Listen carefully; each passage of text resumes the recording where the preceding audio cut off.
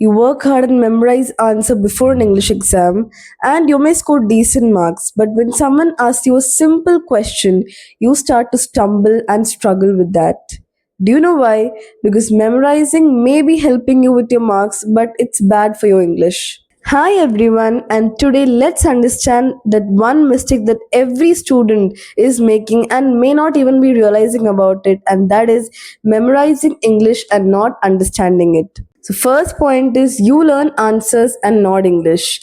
You memorize the answers or the particular paragraph, but English is not a paragraph, it's a skill.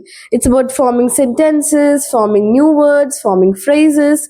So, even if the question is slightly changed and asked to you start to struggle with the question and you don't know to answer because you might have memorized only a particular paragraph or a particular essay or a particular page. You forget things. Point number 2.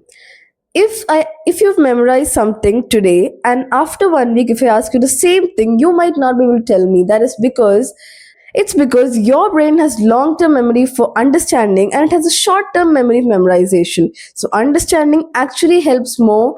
So, start to understand the concept and not to memorize the answers. It stops vocabulary growth. Very, very important and to be highlighted point that when you memorize answers, you never pay attention to the words that are important or are actually boosting your vocabulary or anything. But when you stop paying attention to your vocabulary, you're kind of not paying attention to your real English, because real English is all about the vocabulary growth and what type of words you actually add to enhance your language. So that's a very bad point. It's actually killing your English. That is the stop of vocabulary growth. And our last point is English is about communication. English is not just for the sake of marks or exams. It's more than that. That is communication and, connecting ideas and speaking with people confidently and many more. It's a skill, right? It's not just important for your exams, but even for your further life and your future endeavors.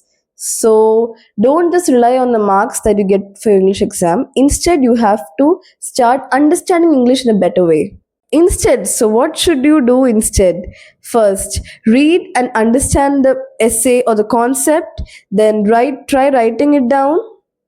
Pick up the new words that you don't know, try to use them in some sentences, and close the book and try to write in your own words, try speaking it. In this way, you are learning English and not just preparing for one exam.